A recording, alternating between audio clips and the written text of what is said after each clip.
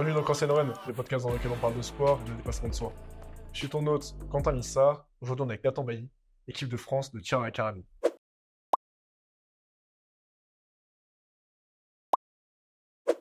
What's up les boys? J'espère que ça va. Ça va Nathan? Ça va très bien et toi? Très très bien, un petit check, comme je t'ai briefé juste avant. Il y a Parfait. 30 On secondes. est bon, j'ai réussi. Magnifique. Mais écoute Nathan, bienvenue dans le podcast. Je suis content de te recevoir parce que c'est encore un sport que je maîtrise pas, le tir à la carabine du coup. Bah, merci de m'avoir invité déjà.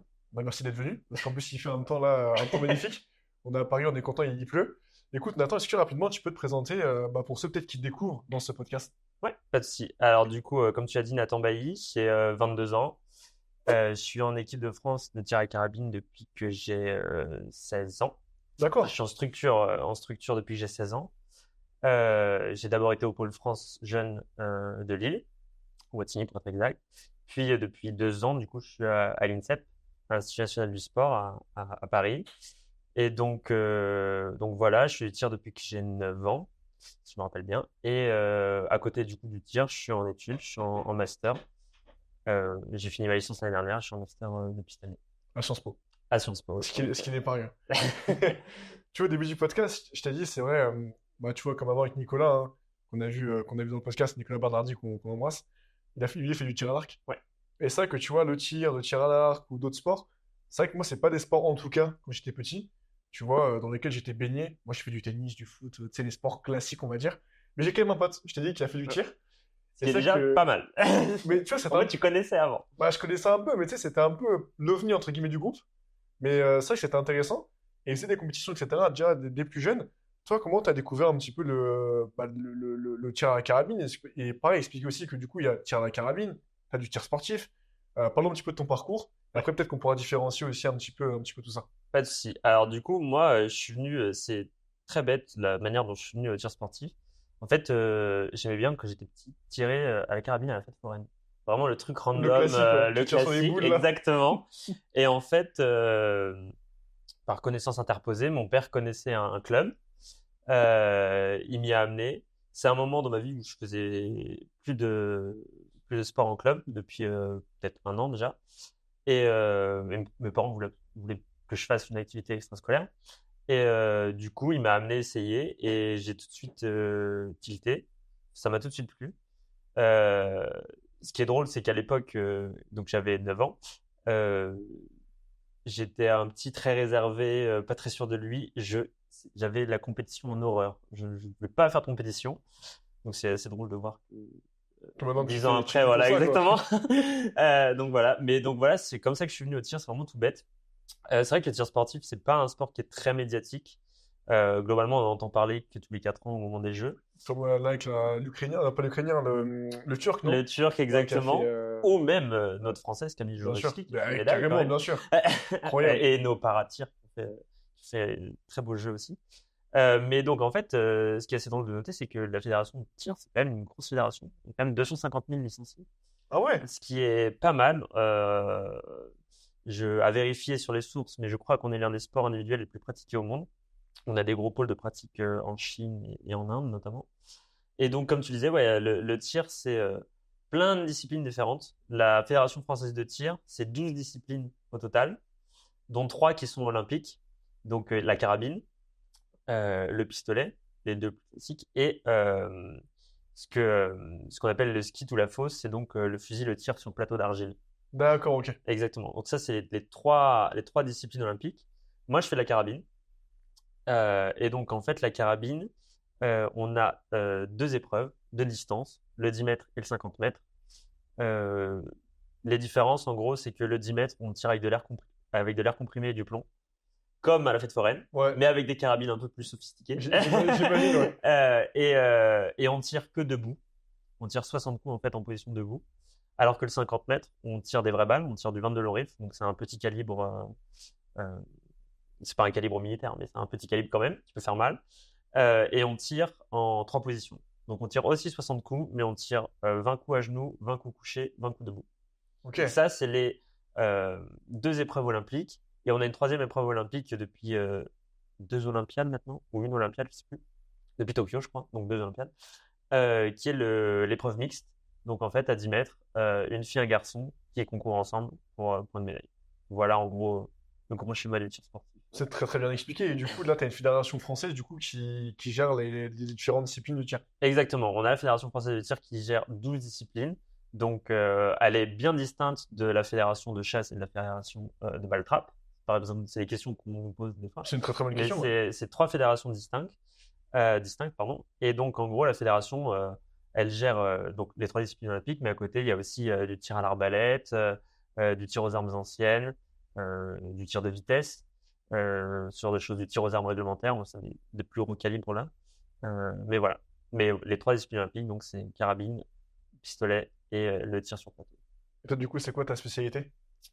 Alors officiellement, Ou là, officiellement, on c'est-à-dire n'est qu'il y a pas censé officieusement. avoir Ok, de spécialité. ok, Non, enfin, on va dire que je fais du 10 mètres et du 50 mètres tout le ok. temps. Je m'entraîne pour les deux. Si on regarde mon palmarès, j'ai plus une appétence pour le 50 mètres. C'est là où j'ai le plus de résultats. Un balle réel. C'est plus À balle sympa. réelle, exactement. Donc ouais, je dirais plus 50 mètres quand même. Même si ces derniers temps, le 10 mètres, ça était pas trop mal quand même. C'est ce que j'ai pu voir parce que pareil, on parle de maintenant si tu veux, mais du coup, c'est quoi un peu ton palmarès dans le tir à la carabine? Alors, mon palmarès, je vais commencer de manière très négative, mais bon, l'année dernière n'a pas été incroyable. Je le dis en toute honnêteté, donc je ne me suis pas qualifié au jeu. Euh, le système de qualification au jeu est très complexe. Ouais, mais On y ça, reviendra peut-être, à mais chaque fois, on pourra en voilà. revoir si tu veux, mais à chaque fois, c'est. Mais donc, bref, je ne me suis pas qualifié au jeu, mais c'est vrai qu'il y a 2 ans maintenant, un peu plus de 2 ans, quand j'étais encore en catégorie junior, donc en moins de 21 ans, j'ai eu quelques performances. J'ai été champion d'Europe en 50 mètres, en individuel et dans une épreuve par équipe. Épreuve par équipe qui est l'épreuve mondiale, mais pas une épreuve olympique. J'ai été médaillé en Coupe du Monde. On a été vice-champion du monde par équipe aussi à 50 mètres. Donc voilà, globalement, en fait, toutes mes médailles internationales sont en 50 mètres. Ouais, J'avais raison sur ce que je disais avant. bien sûr. Et tu vois, ce qui est marrant, c'est à chaque fois, il y a ce truc parce qu'en vrai, tu es jeune, t'es comme moi, tu vois, on est super jeune. Et quand tu passes, tu sais, de junior à senior, moi, de ce que j'ai pu voir, les sportifs, ce qu'ils me disent, c'est qu'il y a quand même un gap. Tu vois, le niveau est pas pareil, c'est plus dur, t'as moins de droit à l'erreur aussi. Il y a un vrai gap, en tout cas, moi, mon expérience personnelle, je l'ai senti. Il y a eu un vrai gap entre le moment où je suis passé de junior à senior. Euh, la barrière mentale, c'est clairement moi tout seul qui me l'a su imposer parce qu'en soi, euh, aujourd'hui, si on regarde les statistiques en tir, de plus en plus, ce sont les très jeunes qui performent très bien. Ok. On a beaucoup de médaillés en senior qui en fait sont des juniors qui sont surclassés. Et donc moi je sais qu'au moment où je suis passé senior, de moi-même je me suis mis la pression. Pour plein de raisons. Première raison, il y a les Jeux à Paris. Donc Ouais, c'est enfin sûr. voilà, Oui. moi ça arrivait, enfin mon passage de junior à senior est arrivé du coup bah, pile la saison où il y avait les Jeux. Donc il y a un peu ce truc où je me suis mis tout ça dans la tête que voilà, ça allait être compliqué et que le niveau était plus haut. Euh, Ce qui est en soi est le cas quand même. Il y a un petit gap à rattraper parce que c'est vrai qu'en junior, j'arrivais à atteindre des performances de niveau senior, Mm. mais euh, en haut niveau, atteindre la performance et la maintenir sur Ah, toute c'est une ce qui est dur, compétition, ouais. toute une saison, Ah c'est ouais. plus compliqué. Et je pense que j'avais pas encore le niveau technique en fin d'année junior, en fin de mes années junior, pour pouvoir arriver à ce palier de performance et être tout le temps au top niveau. Je pense que c'est aussi ça qui a fait que le passage en senior était un peu compliqué.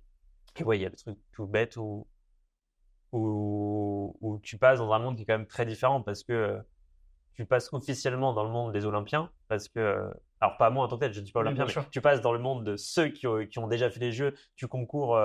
Moi, je me suis retrouvé sur des compétitions à côté de mecs que je regardais tirer quand j'étais petit, quoi, qui Ça, étaient, c'est qui étaient stars. magnifique. Et donc, c'est magnifique, mais ça fout beaucoup de pression Bah aussi. oui, bien sûr, ouais. Et donc, voilà, le gap entre junior et senior, c'est vrai qu'il était un peu compliqué.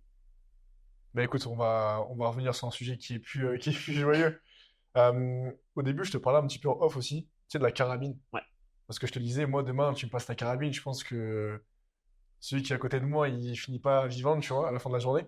Euh, c'est quoi un peu? Parce que du coup, t'as une carabine à 10 mètres où tu tires du plomb, Ouais. et l'autre à 50 mètres, du coup, tu tires des Des vraies vraies balles. balles. Ouais. Est-ce que déjà la carabine, du coup, elle diffère, les deux?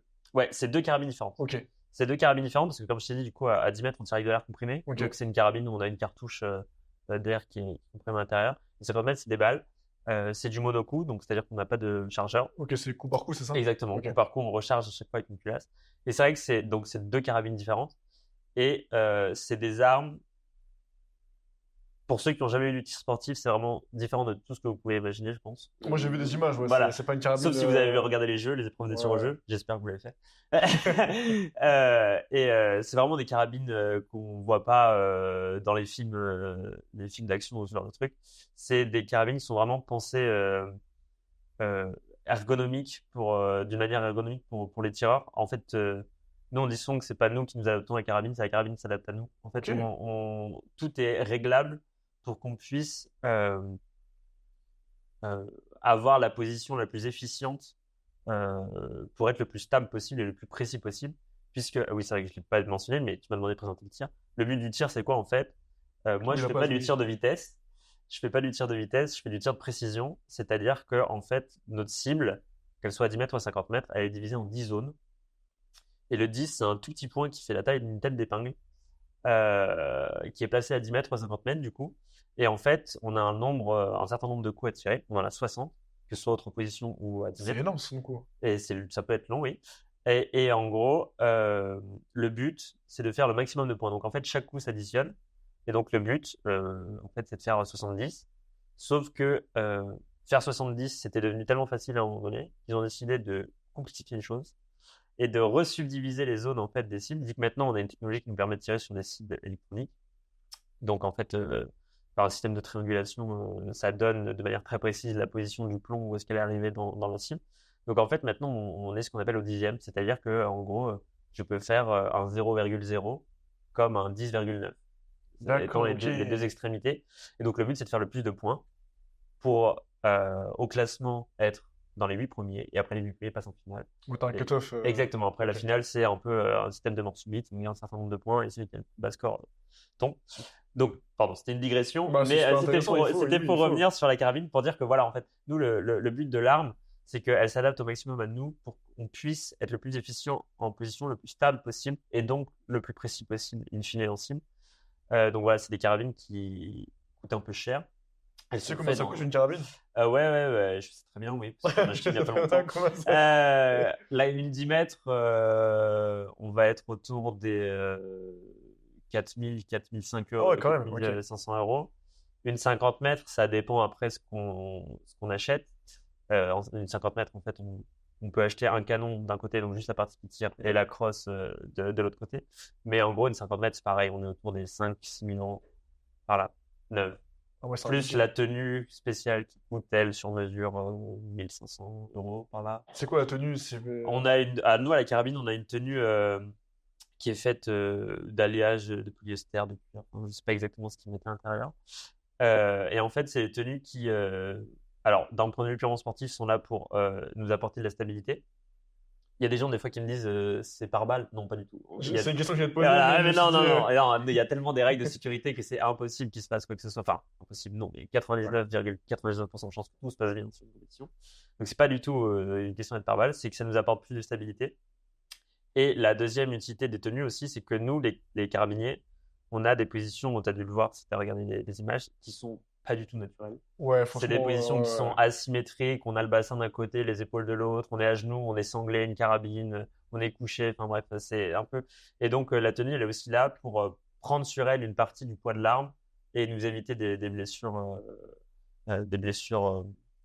structurelles, enfin, des lordoses, ça les amoindrit en tout cas. Sur le truc. Donc voilà. Et donc ouais, la carabine, ça coûte assez cher. Et oui, en effet, chaque carabine est réglée pour un tireur. Donc moi, si je prends la carabine d'un de mes potes, je pourrais pas tirer. Et inversement, il faudrait tout régler. Donc, Ça t'est déjà arrivé parce que là, justement, avec Nicolas, tir à l'arc, pareil, il me disait qu'il a un second arc.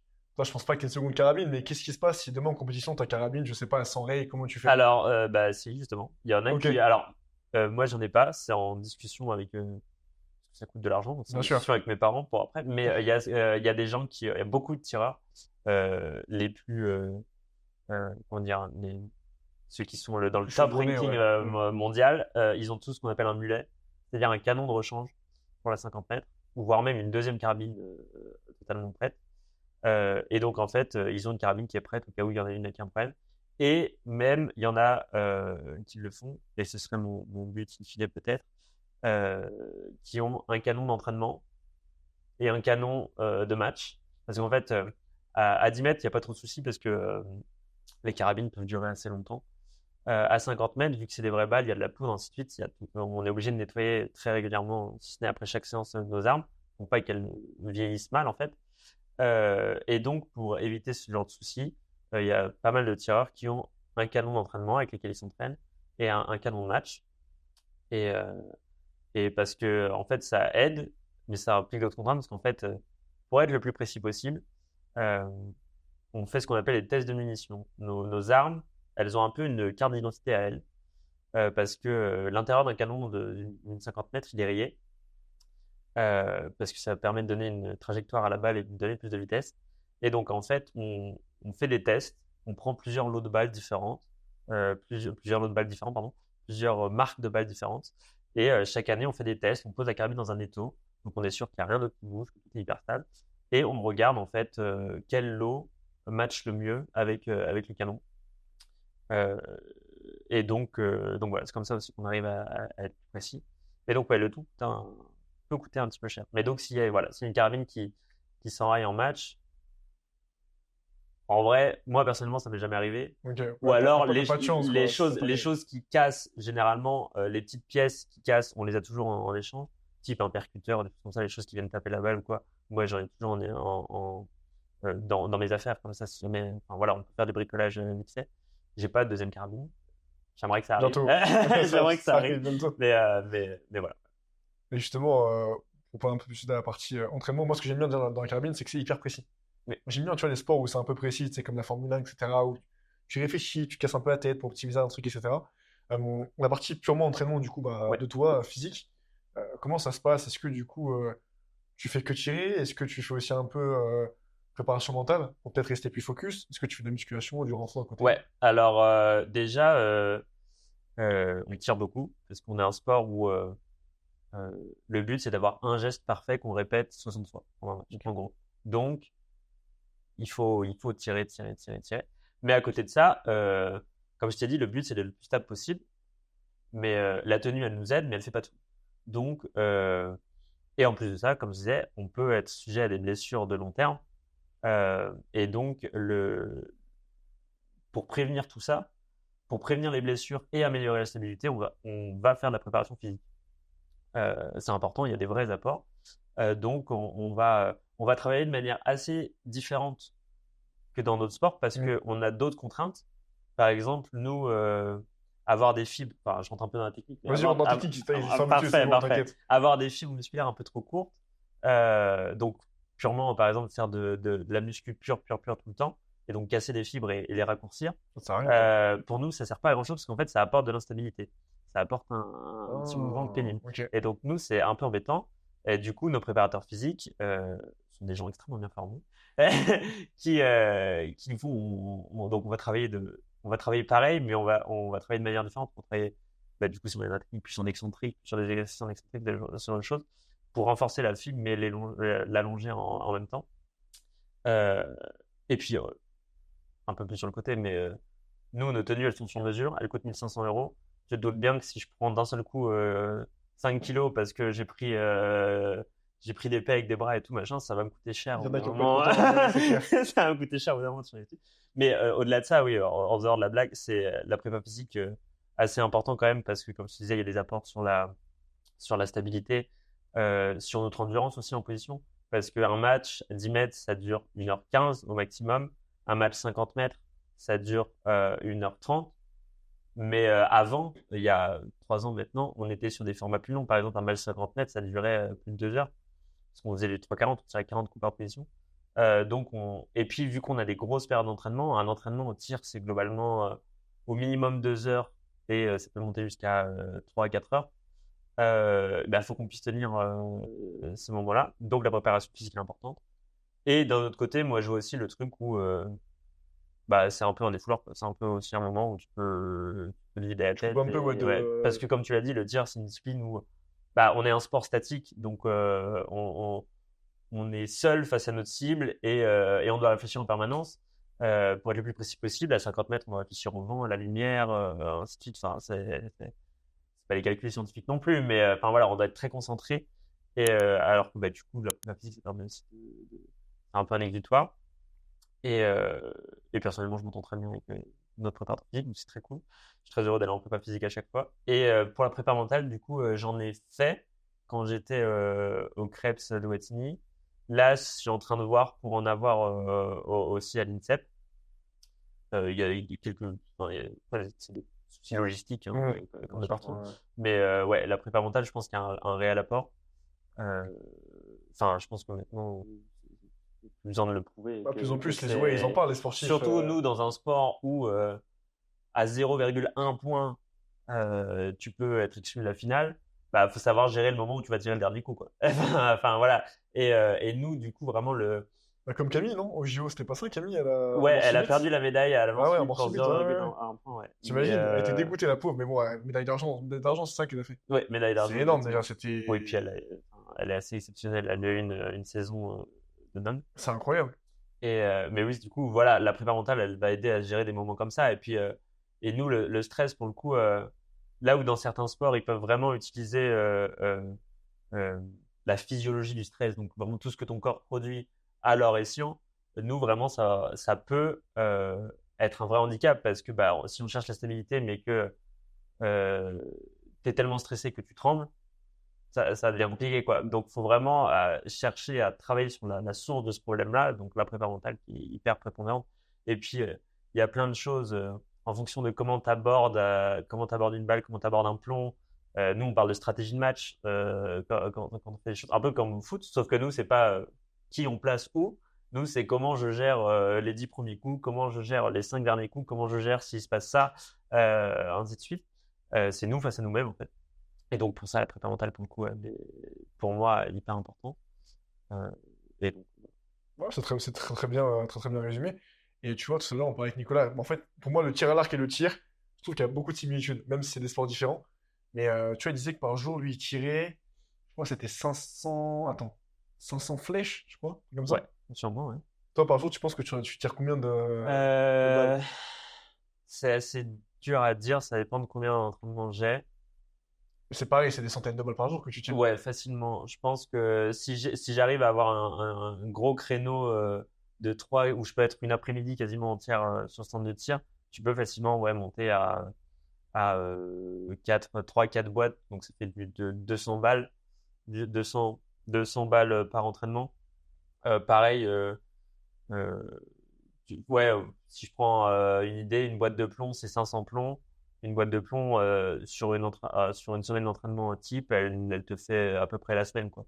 Donc ouais, il y a une quantité qui est. Après, la quantité, elle est vraiment modulée. Ça, c'est une discussion qu'on a souvent avec les entraîneurs. Euh, En fonction du moment où tu es dans la saison, c'est de la planification, hein, mais comme dans tous les sports, tu vas plus ou moins tirer, plus ou moins de présence sur ta tir, ainsi de suite. Donc ça, c'est des choses à moduler, donc on peut faire que des moyennes. Je me souviens plus à combien d'années ils avaient fait le calcul l'année dernière, ce qu'on avait tiré sur l'année, je me souviens plus. Non, mais Mais c'est des grosses quantités, tu vois. on est à plusieurs milliers de balles tirées par an. Et pareil, moi, ce qui me fascine, c'est, tu vois, dans un monde où on est de plus en plus distrait. Moi, le premier, tu vois, genre, actuellement, j'essaie de me focus, etc., un peu sur mon téléphone, sur les réseaux, etc. Mais c'est vrai que, on a du mal, quand même, à rester concentré. Moi, je vous vois, les gars, franchement, vous restez pendant des heures concentrés. Oui, d'accord, t'as des moments où tu vas être hyper concentré, des moments un peu moins, mais t'es quand même toujours concentré. Ça, comment t'arrives à le faire? Est-ce que tu le travailles ou est-ce que c'est à force de tirer et d'être concentré que du coup, tu t'entraînes, Ouais, entre guillemets, à l'être? alors, moi, personnellement, de base, j'avais une appétence pour ça, parce que, on en reparlera peut-être après sur mon parcours académique, mais Parle-en, vas-y, ouais, j'ai toujours été ouais. un peu un, un- ça fait un peu prétentieux, mais un bon élève T'as un type, quoi. crack, ouais. J'ai jamais eu de problème à me concentrer en cours, j'ai jamais eu de soucis. Pour moi, l'école, ça n'a jamais été un fardeau, ça a toujours été un plaisir. Donc, j'ai pas de soucis, tu vois, à me poser devant un livre et à lire pendant 3 heures, 4 heures. Donc, le tir, c'est vrai que c'était assez naturel. Il y en a d'autres pour qui c'était pas du tout, et au contraire, le tir leur a apporté cette faculté justement je pense à mon père, typiquement. Mon père, euh, de base, il a des diplômes d'entraînement dans le tennis et dans le foot. Ok, cool. Donc voilà. Et en fait, il y a 5 ans maintenant, moi, ça faisait déjà 3 ou 4 ans que je tirais. Il a pris sa licence de tir parce qu'il s'est fait des potes à force de m'amener au club, ainsi de suite. Euh, et donc lui, par exemple, bah, entre le foot et le tir, il y a quand même un monde énorme. Ouais, c'est pas les mêmes. Ouais. Et donc lui, par exemple, je sais que au début, il a vraiment eu du mal, mais maintenant, il arrive à tenir une séance entière d'entraînement en restant concentré sur ce qu'il fait, quoi. Donc je pense qu'il peut y avoir des apports. Après, il faut pas croire non plus qu'on est, un- enfin, on reste des humains faillibles. Euh, donc, enfin, pendant un match, je pense que je ne peux pas affirmer que je suis à 100% concentré tout le temps sur la chose. C'est le but. C'est ce pourquoi je m'entraîne. Mais voilà, ta concentration de manière naturelle, de toute façon, elle fluctue. En fonction de si ça se passe très bien ou si ça se passe très mal, ton match, tu ne vis pas de la même manière. Et donc, bah, il y a des outils, bah, on en revient un peu de prépa mentale. Il y a des outils pour se concentrer plus facilement, d'imagerie, de respiration ventrale, un style de Cohérence cardiaque, cohérence non? cardiaque, Ouais, cardiaque, merci. ouais. Ça faisait longtemps que je l'appelle ici. T'inquiète, je suis bien formé, t'inquiète pas, je suis bien formé. Parfait, parfait. Et du coup, voilà, il y a les outils. Je ne peux pas affirmer que je suis 100% concentré tout le temps. Le but, c'est de garder un niveau de concentration et d'activation toujours très haut pour un match. Et pareil, du coup, pour venir un peu sur des compétitions, parce que c'est comme pour ça que t'en fais. Oui. Toi, justement, comment t'arrives à, tu vois, peut-être mieux gérer le stress, la pression? Comme t'as dit, tu vois, moi, j'en sais rien, mais je sais pas, demain, quelqu'un qui fait du foot, etc., s'il est stressé, ça va peut-être moins se ressentir que toi, si t'es stressé et que tu commences à bouger dans tous les sens. Bah, une fois de plus, tu vas tirer sur le truc d'à côté ou peu importe. Toi, comment t'apprends tes compétitions? Est-ce que t'as, je sais pas, tu as des petits rituels de ton côté? C'est quoi un peu toi tes secrets Bah, pour ton enfin, top? tu viens de dire le mot, vraiment. Ok, Rituel. rituel. Écoute, Vraiment, on s'arrête là. Merci les c'est, gars. voilà, 3 ans de prépa mentale résumé en un mot. Non, il y a vraiment, bah, en prépa mentale, du coup, tu dois connaître un peu, il y a ce qu'on appelle les routines de perf. Moi, j'ai pas mal travaillé avec ma psy, qui était aussi ma préparatrice mentale à l'époque là-dessus. Et c'est quelque chose que j'ai toujours aujourd'hui. Vraiment une compète, j'allais dire, surtout dans l'heure avant, dans les heures avant le match, je fais tout le temps la même chose, mais parfois même dans le jour avant le match, je fais tout le temps la même chose. Il y a des choses que j'aime faire en arrivant en compète et que je sais que je dois faire aussi pour me mettre dans les bonnes conditions. Typiquement, vu qu'on arrive la veille, je vais toujours voir le stand de tir enfin, j'essaye, si la logistique me permet d'aller voir le stand de tir avant de tirer, histoire de pouvoir bah, faire de l'imagerie, pouvoir visualiser les choses correctement. Euh, si je connais, si ce qu'on appelle la start list, donc la répartition sur le pas de tir, si je connais mon poste à l'avance, j'essaie d'aller voir mon poste pour être encore plus précis. Et après, bah, avant le match, voilà, je sais que euh, déjà, euh, tu essaies d'arrêter de manger à un certain moment avant le match pour pas avoir Ça, le c'est bol intéressant. alimentaire Ok, à ouais. l'intérieur du corps qui se déplace pendant que tu tires, par exemple, qui diminue tes fonctions aussi, parce que si tu rentres en digestion, Ouais, enfin, ouais, voilà. Enfin, ça, c'est pas que pour le tir, c'est pour tous les Bien sports, sûr, mais enfin, ça, c'est un voilà. bon point, ça, ouais. Et puis, c'est con, mais voilà, moi, je sais que j'ai certaines musiques à écouter. Enfin, je veux écouter certaines musiques, c'est vraiment mon rituel, c'est un peu mon porte-bonheur. T'essaies de rester dans un environnement calme, t'évites de traîner pendant des heures avant de venir sur la base, avant ton match, de traîner pendant des heures sur le pas de tir, comme ça peut être le cas parfois en compète. Donc voilà, tu te mets dans ta bulle. Donc moi, c'est bah, mes écouteurs. Et quand je me prépare, j'ai ma routine d'échauffement. Je dois faire les choses dans tel ordre. C'est assez. Après, moi, je suis un peu psychorigide. C'est assez Ouais, bien millimétré. sûr. Je sais que 15 minutes avant d'entrer sur le pas de tir, je dois aller aux toilettes. Enfin voilà, je fais les trucs de manière assez millimétrée. Et en gros, nous, avant de rentrer sur le pas de tir, vu qu'on a beaucoup de matériel, on a 10 minutes pour s'installer avant que les 15 minutes d'essai commencent. Et je sais que je commence mon poste, il est toujours installé de la même manière. Je sais que je mets toujours telle chose Ouais, t'es avant comme telle chose. Rafa, Enfin, tu voilà. mets tes trucs bien. C'est assez. Après, ça, pour le coup, je pense que c'est assez commun à pas mal de tireurs.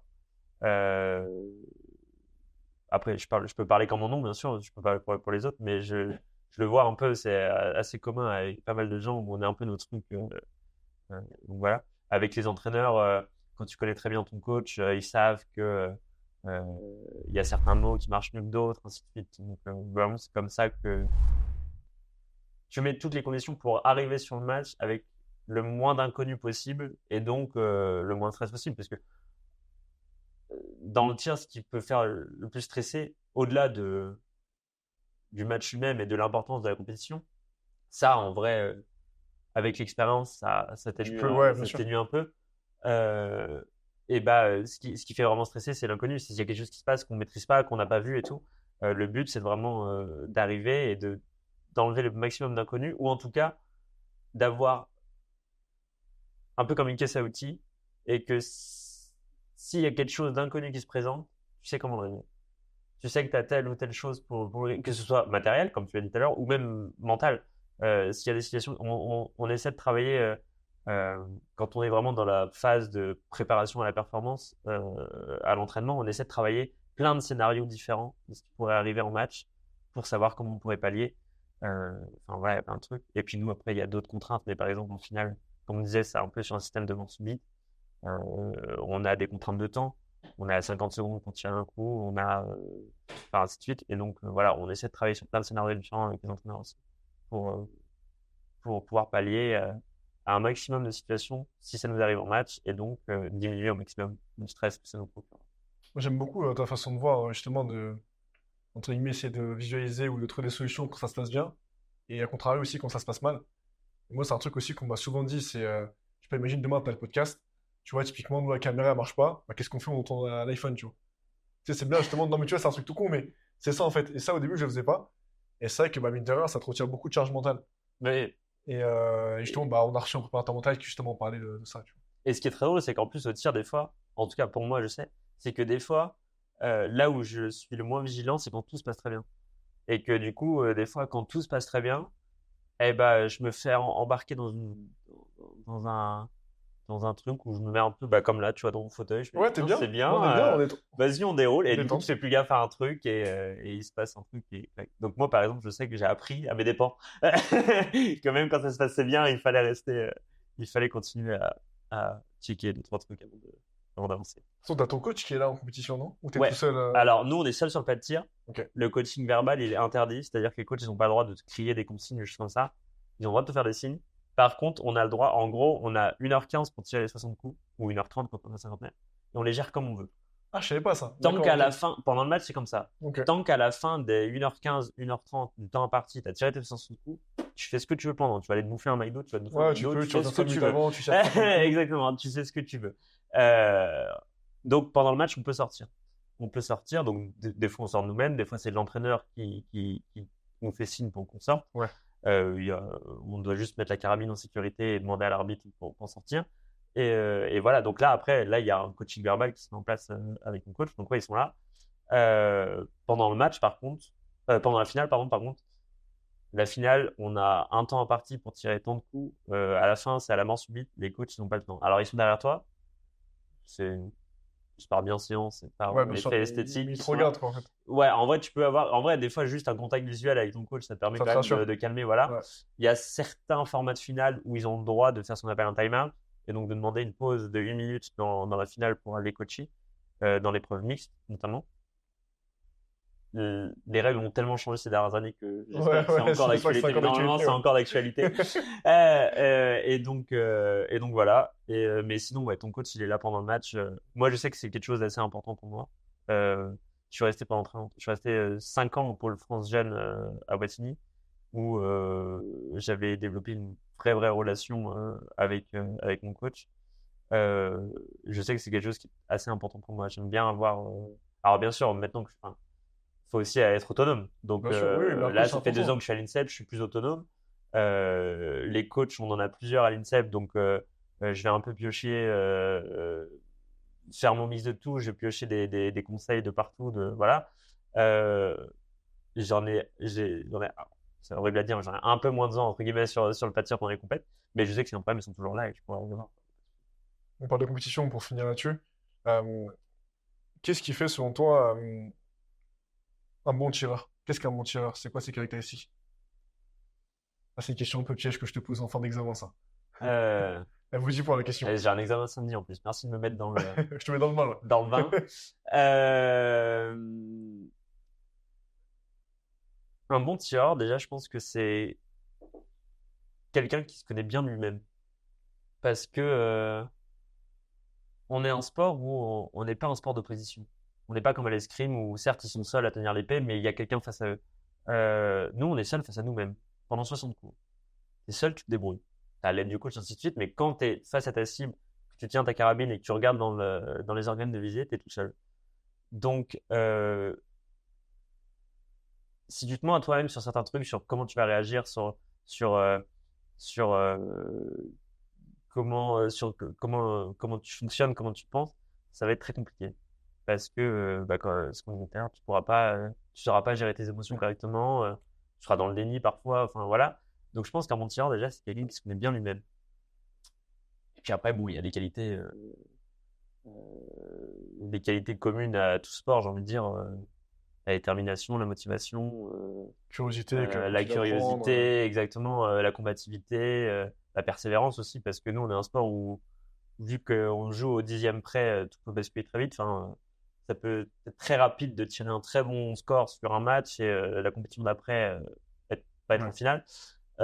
Donc, faut être persévérant. Je pense que voilà, je pense que c'est une qualité. Mais après, c'est un peu j'ai envie de dire, ça, c'est des qualités qui sont importantes pour le sport de haut niveau, mais je pense qu'elles sont aussi dans la vie de tous les jours importantes pour une personne qui fait des études ou qui entreprend. Bien sûr. Et donc, on essaie juste de les tirer un peu plus à l'extrême pour la performance, mais globalement, c'est des choses qui sont applicables dans la vie de tous les jours aussi. C'est très très clair.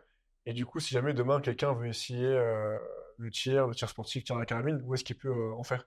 T'as une map avec toutes Il y a les. une map, je crois, ouais, sur le site de la FFTIR, vous tapez fftir.fr. Je crois qu'il y a une petite barre de recherche, trouver un club près de chez vous. Donc vous tapez votre numéro de département, vous en trouvez. Globalement, je m'avance peut-être un peu, mais je pense qu'on peut facilement trouver un club de tir autour de soi. Il aura peut-être pas toutes les infrastructures pour faire et du 10 et du 50 mètres. C'est pas rare qu'il y ait des clubs qui ont que du 10 mètres ou que du 50 mètres. Mais voilà, vous pourrez commencer. De toute façon, pour commencer le tir sportif, on commence obligatoirement par 10 mètres. Parce que à 10 mètres, il y a moins de risque, c'est du plomb. À 50 Et mètres. puis, on apprend les règles de sécurité, et Ah ainsi de ouais, suite. tu m'étonnes. C'est vrai qu'on peut commencer le tir jeune, on peut commencer le tir à 7 ans, 8 ans. C'est pas du tout contre-indiqué pour les jeunes, parce que, encore une fois, voilà, on a des encadrants, pardon, qui sont formés aux règles de sécurité, ainsi de suite. Enfin, c'est quelque chose qu'on apprend très rapidement. On pointe pas la carabine vers quelqu'un, la carabine est toujours pointée, soit vers les cils, soit vers le plafond, enfin, ainsi de suite. Donc, on peut faire du tir même en étant enfant, si vous êtes des parents. N'ayez pas peur, vous pouvez mettre vos enfants en tir, pas de souci. Et puis après, on passe aux 50 mètres à partir de, bon, je sais plus l'âge, mais catégorie mini, donc ça doit être, Ouais, c'est 10 ans, non? ouais, Je sais plus. alors non, peut-être un peu plus, ça doit être 11-12. 12 ans, ouais, 12 ans par là. J'avoue que je suis pas du tout à jour. Entre Un peu manquant d'infos. nous, on fonctionne encore sur cadet, Benjamin, cadet, mini, ainsi de suite. On n'est pas passé au U16, U18. Mais du coup, ouais, non, en vrai, le tir en France, c'est, je pense, quand même assez développé. Donc c'est facile, même si on n'est pas très médiatique. On peut Mais ils le pratiquer seront plus avec ce facilement. podcast. J'espère. Faut qu'ils Faites du relayent la tir. sur ton site de tir. Faut qu'ils Faites du relayent. tir, s'il vous plaît. Bah oui, on va leur dire. Et où est-ce qu'ils peuvent te suivre, du coup, les gens sur Insta, si ils ont une question? Bah, ils peuvent venir, mon Insta est public, c'est bailly.nathan. Donc voilà. Et puis sinon, voilà, Insta, globalement. Ouais, Je c'est vais trop pas bien. donner mon LinkedIn non plus, je pense qu'on n'est pas dans Ouais, on n'est pas dans ce genre de podcast. Si jamais il y a des employeurs, je veux Bah, bien. ouais, c'est très très clair. De toute Mais façon, mais ce qui est bien, c'est que tu vois, on a vu justement le tir, tout ce que ça englobe, et après, à voir du coup, pour la suite. En tout cas, merci d'être venu dans le podcast. bah, pas de souci. Je te fais un J'espère que check. ça a été j'ai été clair dans C'était très comment j'ai clair, c'était trop expliqué. court, mais c'est très clair. Mais Et puis c'était très cool. écoute, merci d'être venu, hein. Bah, merci à Et toi. merci aussi à ceux qui écoutent le podcast. Merci à eux, oui. Sans J'espère que ça eux, vous aura plu. ouais, bah laissez-nous un commentaire et allez harceler Nathan de questions sur le tir. Merci en tout cas à vous qui écoutez le podcast. Merci à Nathan. Et ciao, ciao, à la prochaine.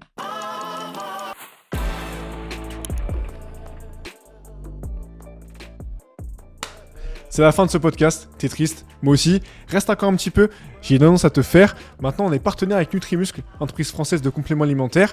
En utilisant le code CNR10, t'as 10% de remise des 50 € d'achat. Quant à moi, je te dis rendez-vous mardi prochain. Prends soin de toi, ciao ciao.